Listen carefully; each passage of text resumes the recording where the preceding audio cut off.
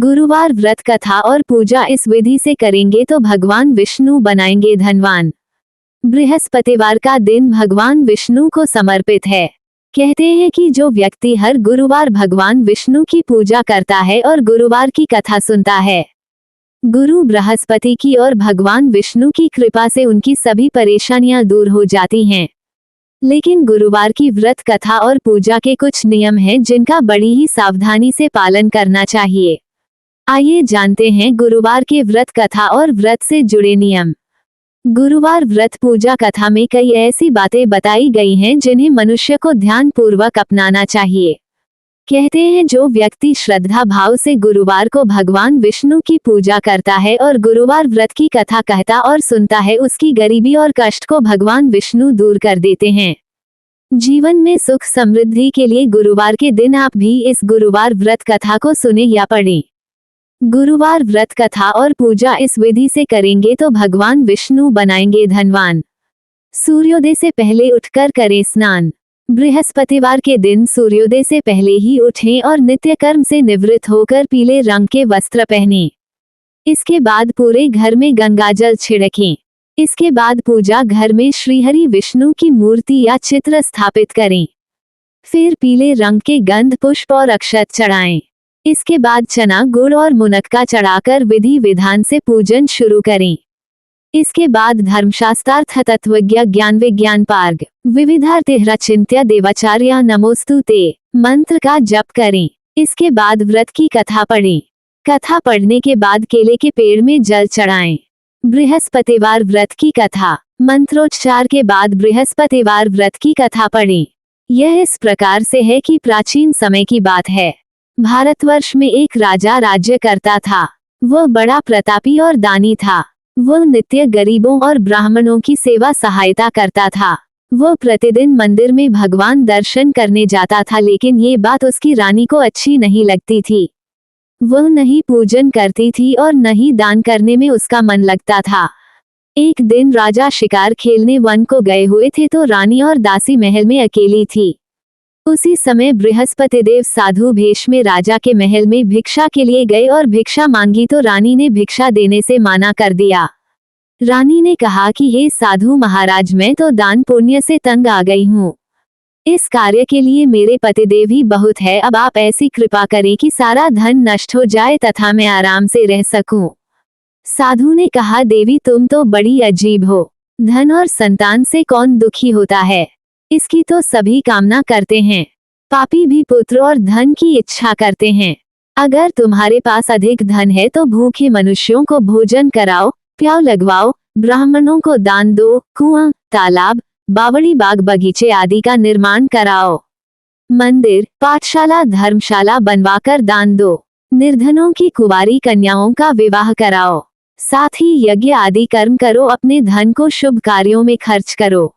ऐसे करने से तुम्हारा नाम परलोक में सार्थक होगा एवं स्वर्ग की प्राप्ति होगी। लेकिन रानी पर उपदेश का कोई प्रभाव न पड़ा। वह बोली, महाराज मुझे ऐसे धन की आवश्यकता नहीं जिसको मैं अन्य लोगों को दान दूं, जिसको रखने और संभालने में ही मेरा सारा समय नष्ट हो जाए। अब आप ऐसी कृपा करें कि सारा धन नष्ट हो जाए तथा मैं आराम से रह सकूं। गुरुवार व्रत कथा साधु और रानी का संवाद। साधु ने उत्तर दिया, यदि तुम्हारी ऐसी इच्छा है तो जैसा मैं तुम्हें बताता हूँ तुम वैसा ही करना। बृहस्पतिवार को घर को गोबर से लीपना, अपने केशों को पीली मिट्टी से धोना। राजा से कहना वह बृहस्पतिवार को हजामत बनवाए। भोजन में मांस मदिरा खाना और कपड़ा धोबी के यहाँ धुलने डालना। ऐसा करने से 7 बृहस्पतिवार में ही आपका सारा धन नष्ट हो जाएगा। इतना कहकर वह साधु महाराज वहां से अंतर्धान हो गए। इसके बाद रानी ने वही किया जो साधु ने बताया था।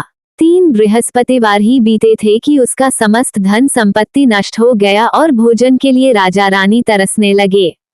तब एक दिन राजा ने रानी से कहा कि तुम यहाँ पर रहो, मैं दूसरे देश में चाकरी के लिए चला जाऊं, क्योंकि यहाँ पर मुझे सभी मनुष्य जानते हैं, इसलिए कोई कार्य नहीं कर सकता। देश चोरी परदेश भीख बराबर है। ऐसा कहकर राजा परदेश चला गया। वहां जंगल को जाता और लकड़ी काटकर लाता और शहर में बेचता। इस तरह जीवन व्यतीत करने लगा। गुरुवार व्रत कथा के नियम। इधर राजा के बिना रानी और दासी दुखी रहने लगी। किसी दिन भोजन मिलता और किसी दिन जल पीकर ही रह जाती। एक समय जब रानी और दासियों को 7 दिन बिना भोजन के रहना पड़ा, तो रानी ने अपनी दासी से कहा, हे दासी, पास ही के नगर में मेरी बहन रहती है, वह बड़ी धनवान है, तू उसके पास जा और 5 सेर बेझर मांग कर ले आ ताकि कुछ समय के लिए थोड़ा बहुत गुजर बसर होए। दासी रानी की बहन के पास गई। उस दिन बृहस्पतिवार था। रानी की बहन उस समय बृहस्पतिवार की कथा सुन रही थी। दासी ने रानी की बहन को अपनी रानी का संदेश दिया, लेकिन रानी की बहन ने ही उत्तर नहीं दिया।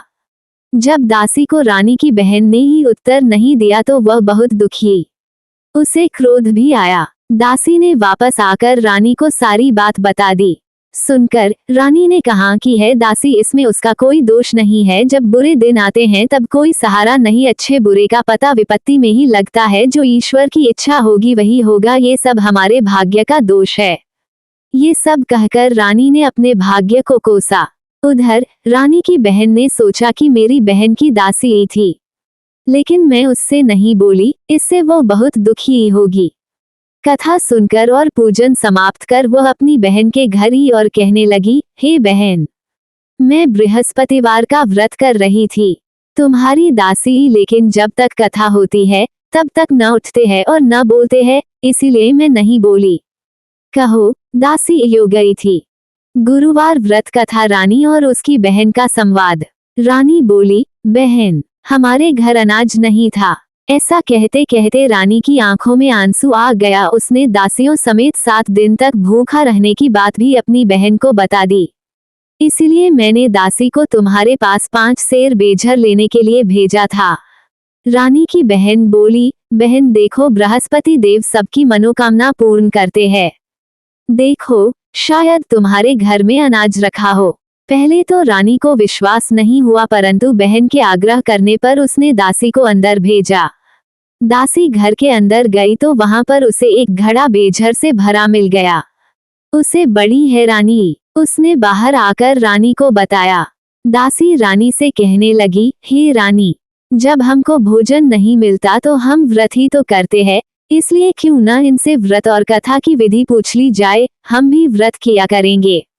दासी के कहने पर रानी ने अपनी बहन से बृहस्पति व्रत के बारे में पूछा। उसकी बहन ने बताया, बृहस्पतिवार के व्रत में चने की दाल, गुड़ और मुनक्का से विष्णु भगवान का केले के वृक्ष की जड़ में पूजन करें तथा दीपक जलाएं और कथा सुने।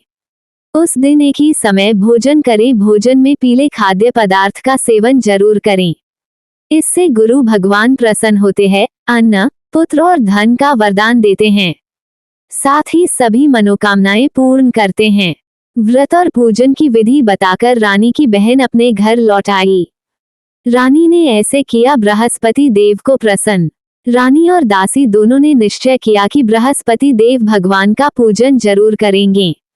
7 रोज बाद जब बृहस्पतिवार आया तो उन्होंने व्रत रखा। घुड़साल में जाकर चना और गुड़ बीनी तथा उसकी दाल से केले की जड़ तथा विष्णु भगवान का पूजन किया। अब पीला भोजन कहाँ से आए? दोनों बड़ी दुखी हुई, परंतु उन्होंने व्रत किया था, इसलिए बृहस्पति देव भगवान प्रसन्न थे। एक साधारण व्यक्ति के रूप में वे 2 थालों में पीला भोजन लेकर आए और दासी को देकर बोले, हे दासी, ये भोजन तुम्हारे और तुम्हारी रानी के लिए है, इसे तुम दोनों ग्रहण करना। दासी भोजन पाकर बहुत प्रसन्न ही।